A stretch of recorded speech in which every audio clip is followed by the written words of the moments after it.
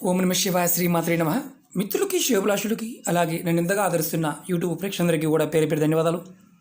మిత్రులారా, మీ అందరికీ కూడా పరాదేవత ఎల్లవెల్లలా మీతో ఉండి మీ మనోవాంఛ నెరవేర్చాలని మనస్ఫూర్తిగా కోరుకుంటున్నాను.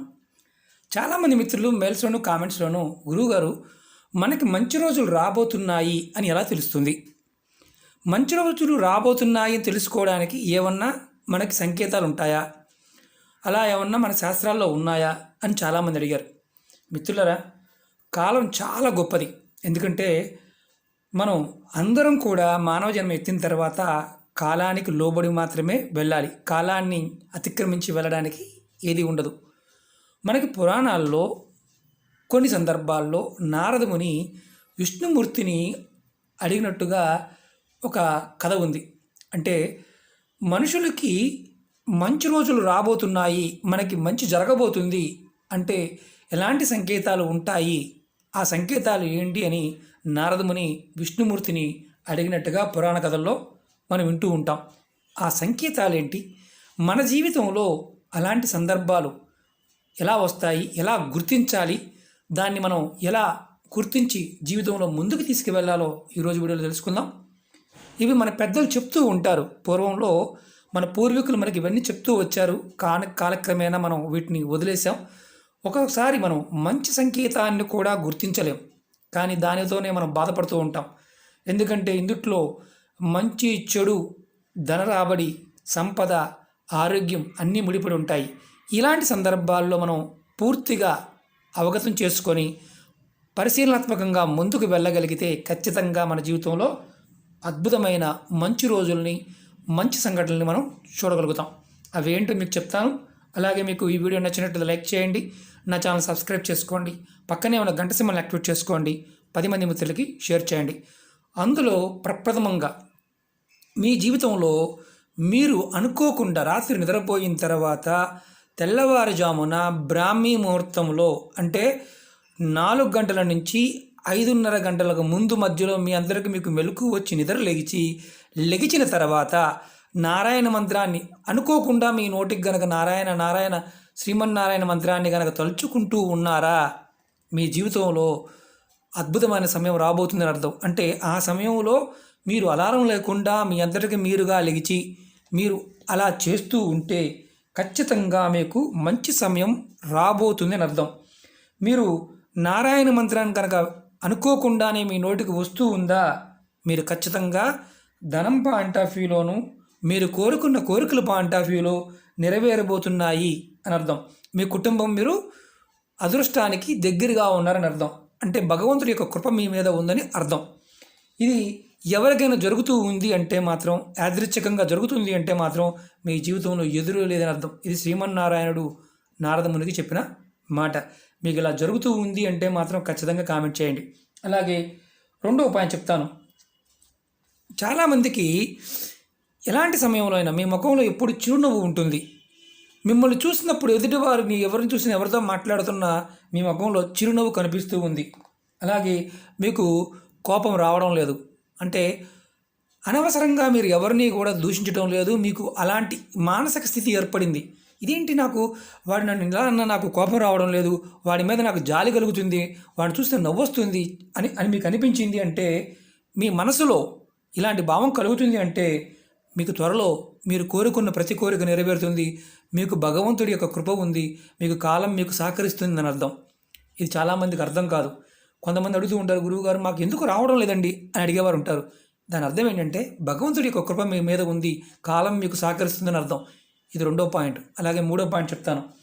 మీకు ఇంటి గుమ్మం దగ్గర ప్రతిరోజు ఆవు తినడానికి మీ దగ్గరకు వస్తుంది. మీరు మేత పెట్టకపోయినా మీ ఇంటి ముందుకు వచ్చి నిలబడుతుంది.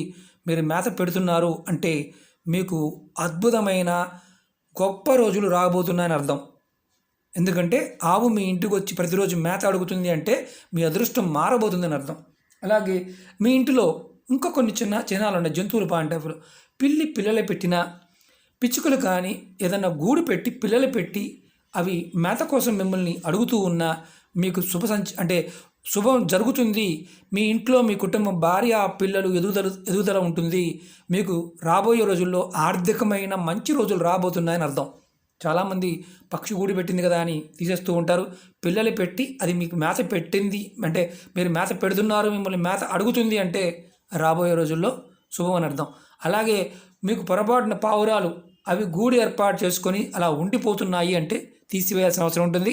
అది పిచ్చుకలు కానీ ఏదైనా సరే కొన్ని పక్షులు ఉంటాయి, అవి మనకి ఎరుపు మెడ మీద ఎరుపు ఉండి పైన కొబ్బరి ఉండంటే మనకి పింఛు ఉంటుంది.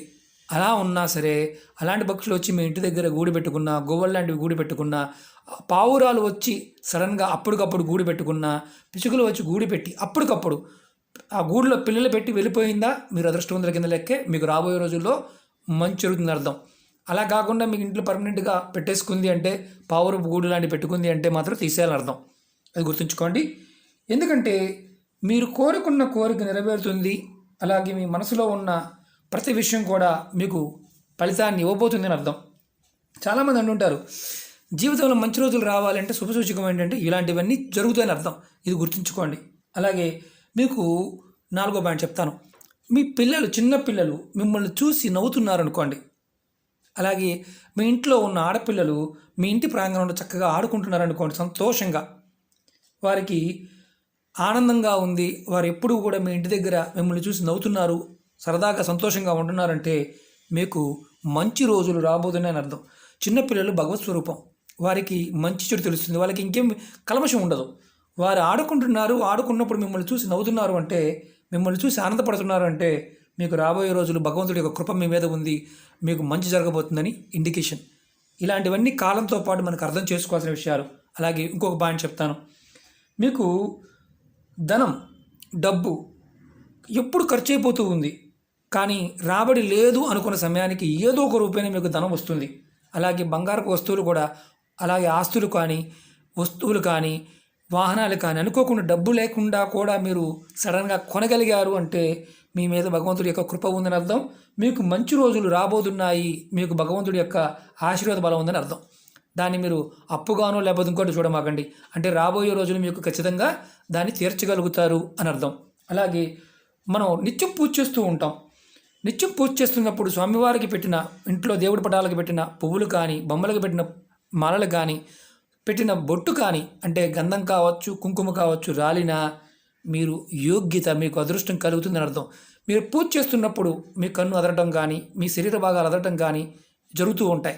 కొంతమంది తప్పుగా భావిస్తూ ఉంటారు, అలా జరగడం ఏం నష్టం లేదు, దానివల్ల మంచి జరుగుతుందని అర్థం. మనకి శాస్త్రంలో కొన్ని సందర్భాల్లో ఇండికేషన్స్ అంటారు వీటిని. ఆ ఇండికేషన్స్ ఉన్నాయని శ్రీమన్నారాయణ చెప్పాడు. ఇలా జరుగుతుంది అంటే ఖచ్చితంగా మీకు మానవుడికి మంచి జరుగుతుందని అర్థమని స్వామివారు చెప్పడం జరిగింది. కాబట్టి తప్పుగా మీరు భావించమాకండి. అది మీకు రాబోయే రోజుల్లో మంచి జరుగుతుంది, మంచి జరగబోతుంది అర్థం. అంటే కుటుంబ సభ్యుల్లో మీ కుటుంబ సభ్యులు మీకు సహకరిస్తారు, ధనాకర్షణ కలుగుతుంది, ధనలాభం కలుగుతుంది. అలాగే మీరు చేస్తున్న పూజ మీకు ఫలితాన్ని ఇస్తుందని అర్థం. అలాగే మీరింటి నుండి బయటికి వెళ్తున్నారు, ఏదన్నా పొద్దున్నే ఉదయాన్నే మీరు డ్యూటీకి కావచ్చు, వ్యాపారం కావచ్చు, మీకు సాధువులు కనిపించారు, అలాగే బ్రాహ్మణోత్తములు ఇద్దరు కనిపించారు, మీకు చిన్నపిల్లలు నవ్వుతూ కనిపించారు, మీకు ఆవు ఎదురయ్యింది, ఆవు కనిపించింది, ఖచ్చితంగా మీకు ఆ పని పూర్తవుతుందని అర్థం. చాలామంది తప్పుగా భావిస్తారు, ఏంటి అలా జరిగిందని అనుకునేవారు ఉంటారు, కానీ అది ఇండికేషన్ ఏంటంటే మీకు కాలం సహకరిస్తుందని అర్థం.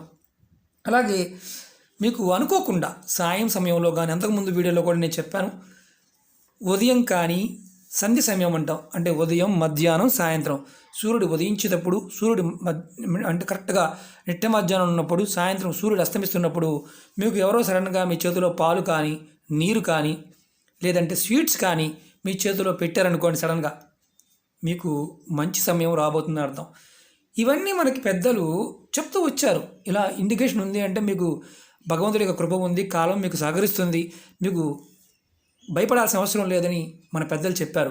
చాలామంది ఏమంటారంటే భయపడుతూ ఉంటారు. ఆ భయాన్ని వదిలేయండి. మీకు పాలు కానీ, నీరు కానీ సంధ్యా సమయంలో మీకు ఎవరన్నా అనుకోకుండా ఇచ్చినా, మీరు తీసుకున్నా, మీకు రాబోయే రోజులు అద్భుతంగా ఉన్నాయని కాలం చెప్తున్న విషయం.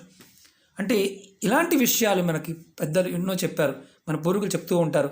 అలాగే మనకి పువ్వులు అంటే సడన్గా సాయంత్రం సమయంలో మన పెద్దలు చెప్తూ ఉంటారు, పువ్వులు వాసన అంటే మంచి పర్ఫ్యూమ్ ఉన్న పువ్వులు వాసన మన ఇంటి గుమ్మం దగ్గర కానీ మనకు అలా అనిపించింది అంటే లక్ష్మీదేవి మన ఇంట్లోకి వస్తుందని అర్థం. అది చాలామందికి తెలియదు, కొంతమంది భయపడుతూ ఉంటారు.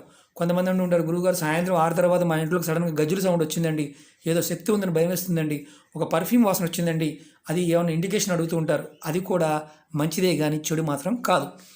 ఇలాంటి విషయాల్ని, ఈ 10 విషయాలను మీరు గుర్తించగలిగితే మీ ఇంటిలోకి మీకు రాబోయే రోజుల్లో మంచి జరగబోతుంది, మంచి రోజులు రాబోతున్నాయని అర్థం. అంతేగాని నెగిటివ్గా మాత్రం తీసుకోమాకండి. ఇలాంటి సంకేతాలు మీకు జరుగుతున్నాయా? కంపల్సరీగా కామెంట్ చేయండి. మీకు ఈ వీడియో నచ్చినట్టు లైక్ చేయండి, నా ఛానల్ సబ్స్క్రైబ్ చేసుకోండి, పక్కనే ఉన్న గంట సింబల్ని యాక్టివేట్ చేసుకోండి, 10 మంది మిత్రులకి షేర్ చేయండి. ఓం నమః శివాయ. శ్రీమాత్రే నమః.